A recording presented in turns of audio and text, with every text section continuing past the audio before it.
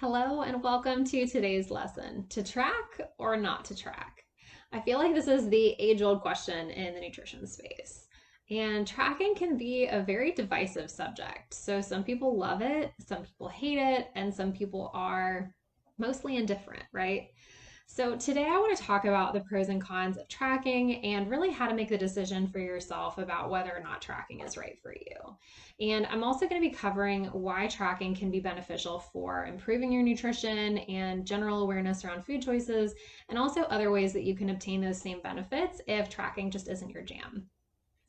So, first things first, what do I mean when I say tracking? So, I'm talking about tracking your food in a food diary and more specifically in an app like MyFitnessPal, for example. So, it could also mean that you're writing down what you eat, but to be honest, I find that if you're going to bother to make the effort to track, using an app that's going to aggregate all the nutritional information for you really gives you the most in return for the effort that you're putting into it. So now that we know what I mean when I say tracking, let's dive into the pros and cons of tracking, starting with the pros. So, pro number one, tracking really helps you learn so much about yourself, your body, and the food that you eat. And okay, I know that was like three pros and one, but you get the point, right? So, tracking helps so much when it comes to awareness. You can really use it to learn about patterns in your food intake. So, for example, do you tend to want to have a drink on Friday nights? Do you tend to crave a carb heavy dinner after a stressful day at work? Tracking can really help these patterns and more come to light so that you can be more intentional about your choices. And it can also help you learn what makes your body feel good or not so good. And it can even help you learn about the nutritional value of the food that you eat and how your food choices throughout the day compare to your body's needs. So, pro number two, it helps you plan better. So, piggybacking off of the first pro that I mentioned, I think that when you begin to be more aware of your own patterns and preferences, you can plan so much better. So, for example, if you know that you tend to crave a carb heavy dinner after a stressful day at work, wouldn't it be better to plan a yummy dinner like pasta around when you have those stressful deadlines at work because you know that's what you're going to be craving rather than trying to force yourself to eat a sad salad that you really don't want to eat instead, right? Like that's no fun. Or what if you realize that on days when you run, you notice that you get a headache in the afternoon if you don't have enough protein and carbs post run? It makes it a lot easier to plan to have a protein and a carb rich snack after your next run, right? So, pro number three, it can help you make sure that you're getting everything that your body needs. So, one of the reasons that I've personally always loved tracking is because I like to use it as a to do list for my body's needs. So, did I eat enough protein today? Check. Did I get enough fiber? Check. Like it was so much easier for me to just check off each of my body's needs, knowing that I've met them every day rather than have to kind of guess. So now let's talk about the cons of tracking. So, con number one, tracking can be cumbersome.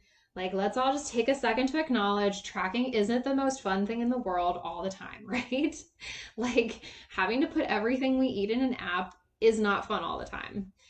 There are so many things that we can do to make it easier, faster, and less of a burden. But the reality is that you're going to need to spend at least a little bit of time, maybe like 5 or 10 minutes every day, tracking your food, and more so in the beginning when you're kind of getting used to everything. So for some people, this is a huge turnoff. They do not want to spend the time tracking. It's just not worth it, right? So, if this is the sticking point for you, I would definitely encourage you to consider the knowledge trade off. So, is having more knowledge about the food that you eat and its nutritional value worth it to you to learn about it in 5 to 10 minute increments each day? And if it is worth it to you, then invest the time in tracking and pay attention to what you're putting in, and you're going to get so much more out of it. So, con number two, tracking can lead to dependence. So, if we track and measure 24/7, we're not giving ourselves the opportunity to be more intuitive with our eating, which, if you're like us, like that's the whole goal of this, right? Like, we don't want to have to track forever, just long enough to learn what we need to learn.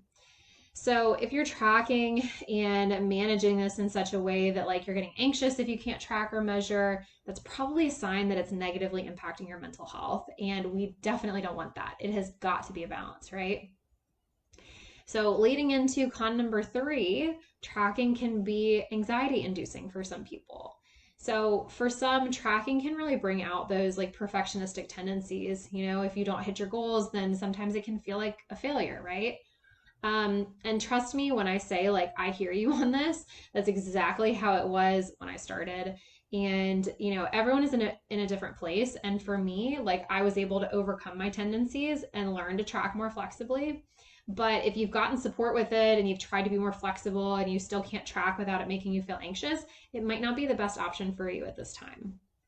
So, all that being said, how do I know which one is the right one for me? So, first of all, I want to say if you're currently working with a counselor or a therapist, and especially if you're working with them around food related triggers, this would be a great topic to discuss with them. Food, emotions, and mental health are all deeply intertwined, and we cannot sacrifice our mental health in the name of physical health. It just does not work, right? Like, we've got to be in balance on all fronts. And obviously, there's pros and cons to both sides here, but it's important to figure out what works best for you. And the biggest thing that I can tell you that I've seen in my work with clients over the past several years is that, if you feel that you can view the food that you track from an educational perspective, then I say go for it. But if it's bringing up a significant emotional response for you that's making it difficult to do, it might not be the best option for you right now. So, what do I do if I don't want to track?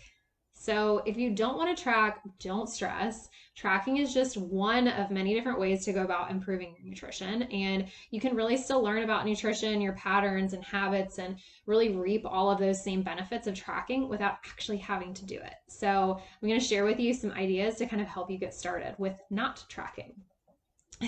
So, first of all, you can track very short term. So, like for a week, for example, to just get a general idea of your patterns and habits and then stop tracking after that. Or you can make it a point to read the nutrition labels of the foods that you choose at the grocery store and look at them again before you eat them every time and really take the time to put them in the context of your body's needs every day. So, for example, if you find a food that has about 20 grams of fat and you know that your body needs about 50 grams of fat per day, you can kind of make an educated decision, there based on, on whether that's something that you want to eat that day, right? So you can also divide up your body's daily needs into general targets.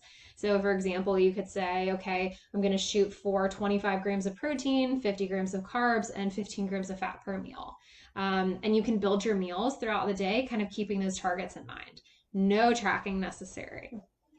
Alternatively, if you want to practice portion sizes, you can use your hands as guides. And if you're not sure how to do this, you can Google hand portion sizes, or you can use this handy PDF from Precision Nutrition that I'm going to post the link to along with this video. And finally, another idea is you can journal when you notice yourself craving certain foods and kind of journal about any patterns you notice. So, for example, are there certain times of the day when you notice that you're really hungry? Or do you crave certain foods after a stressful day at work? And, just those types of things. Jot them down in a notebook, and over time, you're going to start to actually notice some of those patterns in yourself. And at the end of the day, whether or not you choose to track is completely up to you. And really, regardless of what method you choose, learning happens when you invest time in noticing and reflecting. Again, regardless of which method you choose, whether you track, whether you don't track, it's about investing that time in yourself. And I'd love to know in the comments, are you pro tracking or are you against it? Which method do you prefer to use to learn about the food that you eat? Leave me a comment below. I would love to know, and I hope you found this video helpful.